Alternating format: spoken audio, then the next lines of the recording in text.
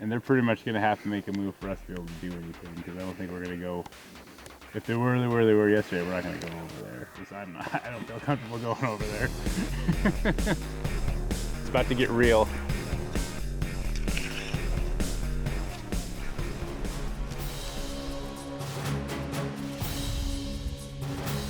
There are people in this world that go looking for adventure. And then there are those that live it every day. Alaska Outdoors Television. Experience Alaska like never before.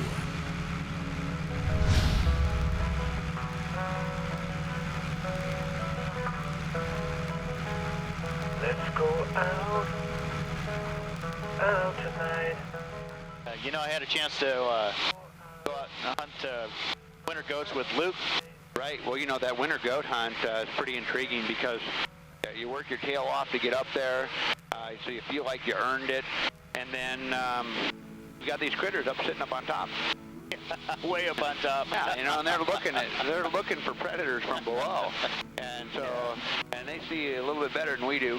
So way up on top.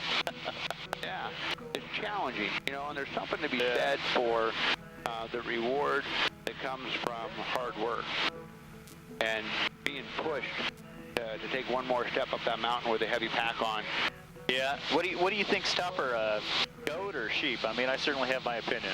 I think that the terrain that the goat live in can be more challenging. In other words, you can find a goat that is shootable, but you can't recover that goat. There's just no way. If you drop him nice and clean, you'll never get to him. Or if you don't drop him nice and clean, he falls over the edge and you can't recover him. And I think you find that to be more true with the goat hunt than you do the sheep hunt. Yeah. And so I think the approach on a sheep is more difficult to do without getting busted. Whereas I think that the terrain can be more challenging sometimes with the goat. Packed up our gear for, I think we packed for 3 nights worth of food, and started hiking up the hill. It took us about 3 hours to get up to the 1,500 foot level. We had about, Jerome and I think had about 60 to 70 pounds on our back, and we were just going slow, enjoying the sunny days too. So I heard about Jerome and the fact that he's kind of a mountain ninja and the fact he's a sheep slayer. So figured a guy that can get 9 rams before he's 30 years old is probably a guy I want to take on a winter mountain goat hunt, since it's never really done it before, and try to stack the odds in our favor with someone with experience. Fortunate enough to legal my 9th ram this last fall, and favorite thing every year is all I think about from August 10th till the day at the end of the hunt is planning the next sheep hunt. Something I really enjoy doing. Mountain goats comes close second. Goat hunting is way more extreme. They live in the nasty. Sheep only go there when you pressure them into it, maybe bed in it once in a while, but goats seem to always be in it. Goats are in a more remote, rugged area that you have to take time and patience to let them come out of it, pick a spot to where you could shoot it. Usually a sheep, you could, by clockwork, get them on nice grass open fields when they're feeding. Goats tend to never leave the inaccessible crags, and when they do, you can't always shoot them because of recovery. We were just hiking in the blind, hoping we'd end up seeing them once we got up there. And sure enough, right about once we got to the level we were planning on setting up spike camp, we saw about a dozen goats 600 yards or so away. They were pretty spooky and headed for the top and headed over to inaccessible country. Ended up finding a billy lagging behind. He ended up crossing lower than the rest. Actually within 250 yards inside of that, and presented a shot opportunity, and I was able to take advantage of that. He's a 3-year-old billy, not the biggest of the bunch, but... For 3rd-generation Alaskan Luke Moffett, this isn't his first time hunting mountain goat on Kodiak Island. However, it is his first time hunting mountain goat in the dead of winter. Looking at the regs when they came out last June 30th, noticed that the Fish and Game had extended the season for the Kodiak mountain goat hunt. Usually end December 31st, but they extended it to not only March 20th, but also made it from 1 goat to 2 due to the overpopulation of goats down here. So Thought this would be a good opportunity to come down here and get a little early start to the hunting season. Really the trophy for a goat, more so than the horns to me, is the hide. So I try to go October or later just about any time I can. So the opportunity to hunt them after they've pretty much put on as much hair as they possibly can in March is a pretty neat opportunity, and definitely want to take advantage of that. I was in contact with Luke through social media. We're always funning around since last September about this winter goat hunt, and if things worked out right, we were going to plan for it. Come December, he gave me the call that he was going to reserve everything after if I was game, and as much as I like goat hunting, only chance to do it in the spring, I jumped ship and came down here. For Luke, it's not just an opportunity to fill his freezer with meat, but more importantly, it's an opportunity to share his passion with someone else. It's early in the day and we have really nowhere to be. It'd be nice to get down to the creek today, which should be pretty doable, and then get the rest of the way back to the airstrip tomorrow. Luke's love for hunting and the outdoors extends a lot beyond himself, and so he is as excited to get somebody else out there to do it as he is to do it himself. Forget what I'm paying this guy, but I'm pretty sure he's worth twice that. Definitely need a raise. Becca has the horns and the cape and a couple ribs. Then I have whatever's left of a sheep, and I'm not sure what that is. And all our baby stuff. I think Luke loves to go, and so of course he's selective about his hunting partners, but I also think, you know, just like with me when I was starting out, if somebody has an interest and, you know, any kind of aptitude for it at all, then he's going to do anything in his power to try to encourage them to be successful.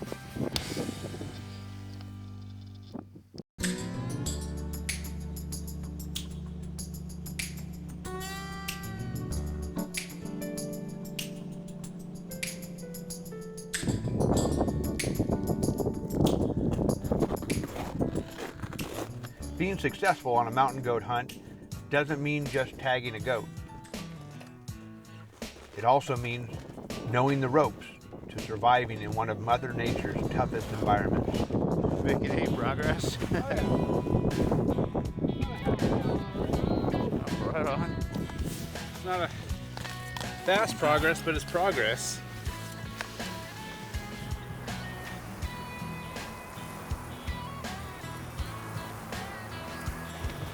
So when you're doing this, you want to be really careful, at least with a jet boil, not to start with complete snow.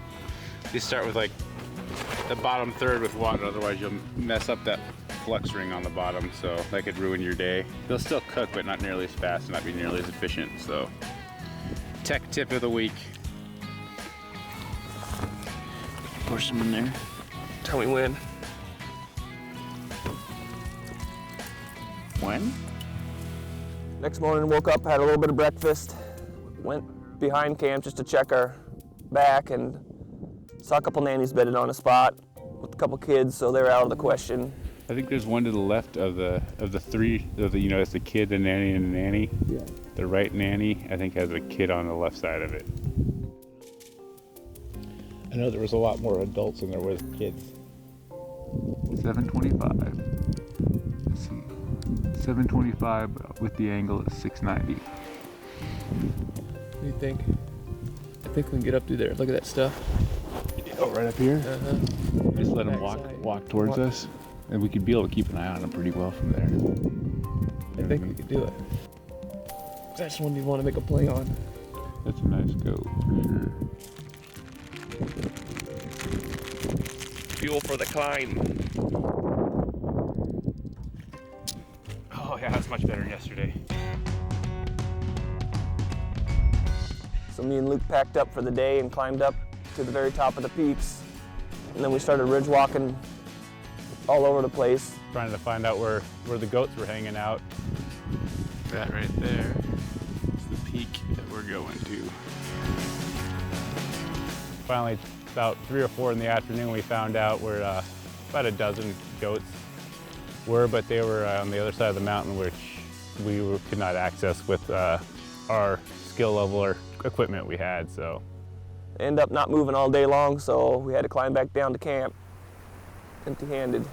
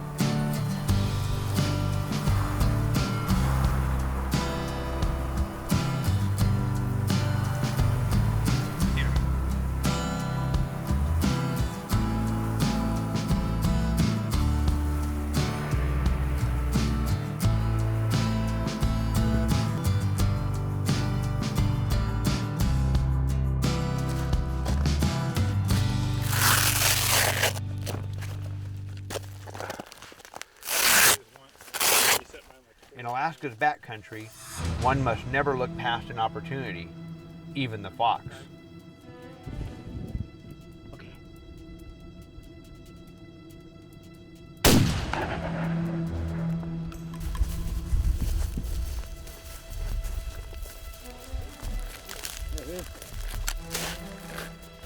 It's a good sized fox. Old guy too.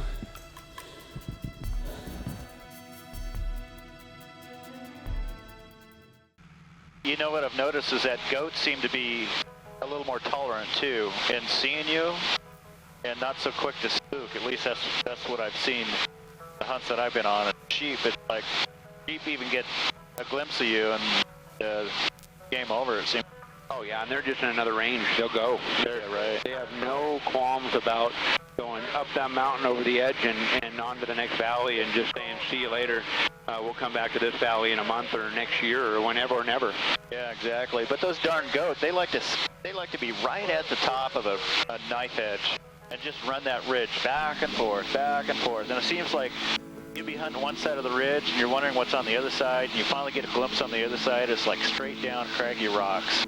Oh yeah, that's right. And those goats, you take a look at them, and they're walking on the side of a straight up and down cliff. It's just unbelievable. Let's go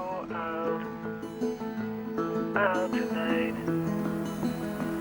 Come on, man.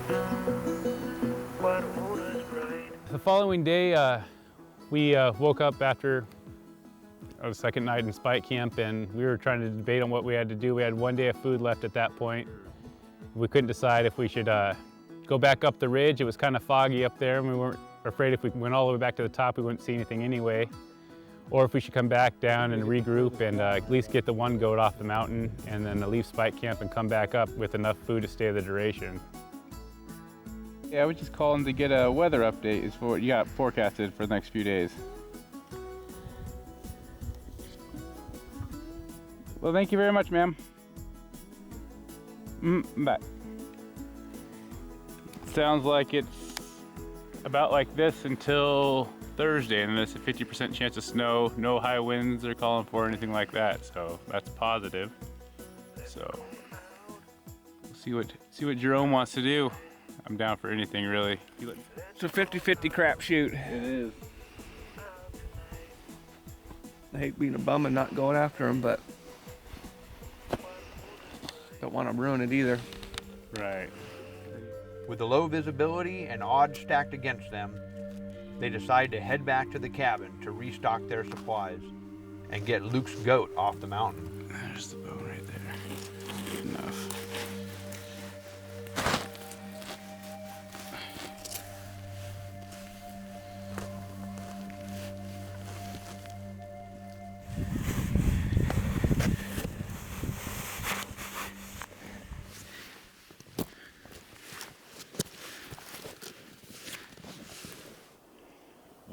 Why pack it down when you let gravity do it for you? This is like Olympic curling at its best. 7-10 split.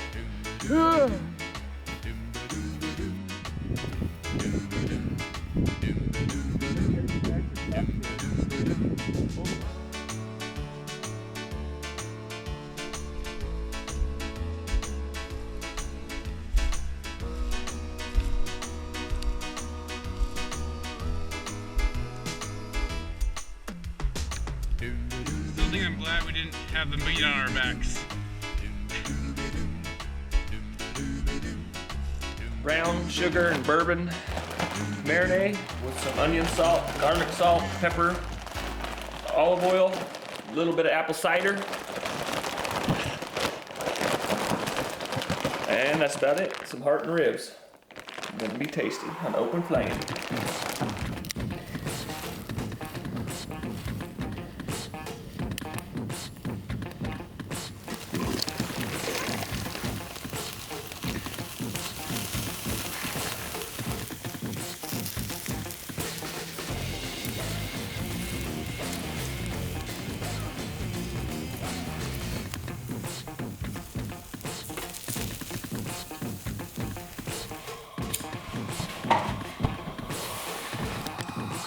mashed potatoes, chili, some goat ribs.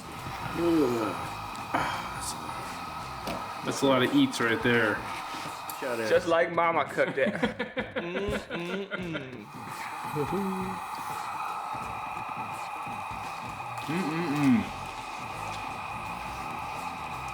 Well done, Jerome.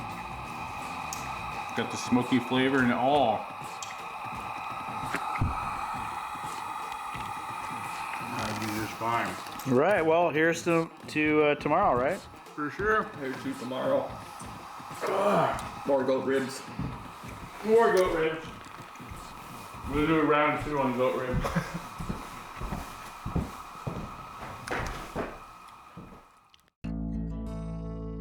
Not too many times you get a pancake on a goat hunt.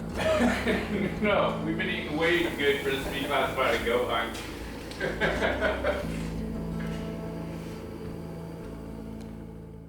So the bowl, the goats were going over to this bowl right there. They're just going back and forth, and when we see them go out of sight, I think they're just going into that. I mean, that's what it looks like to me anyway. So the cabin's here, and you guys made it up to where yesterday? We climbed up to here, to this ridge probably. Okay. Yeah. We went all the way down to into here, back up to right here. Yeah, just shy of that peak. Doesn't look that far, but it was brutal. And so is this the peak right here where they got it, this gorge where they got to cross for us to be able to get to? I think this is our creek that we needed to cross. That looks about right between and the right two. now they're like right there. So they're on the crest of getting into being shot again.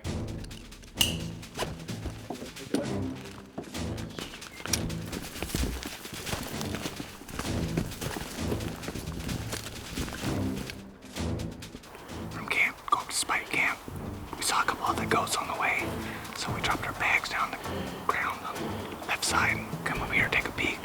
Now we're within 400 yards of hopefully Billy.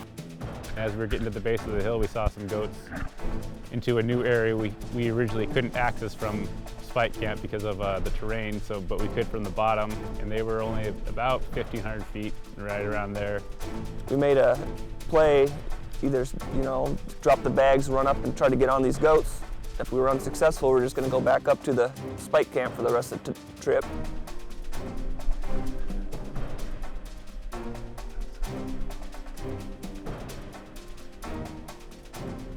Okay, I'm recording whenever.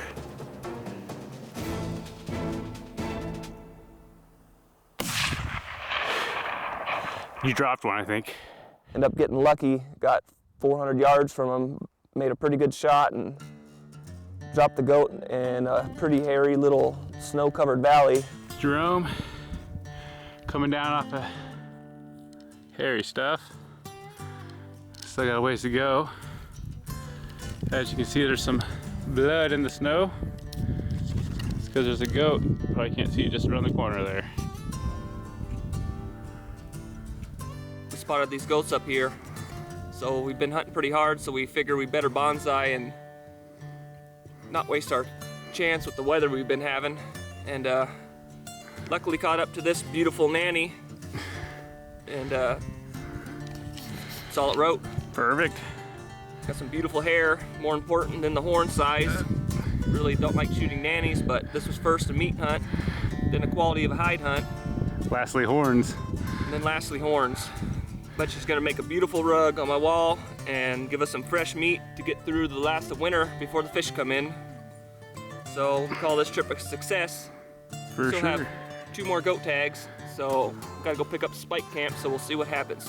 We ended up not having to spend another night at spike camp. We actually came right back to the cabin with that one.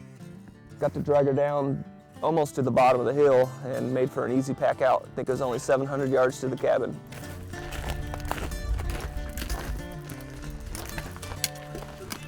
Good.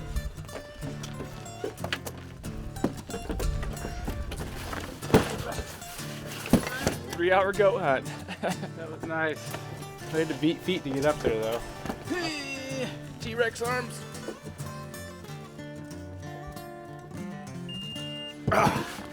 83.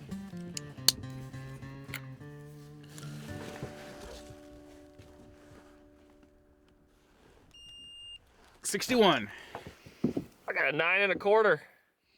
Woo! Boom! You can just tell people you shot a 9-inch winter goat on Kodiak. The heart. The best part.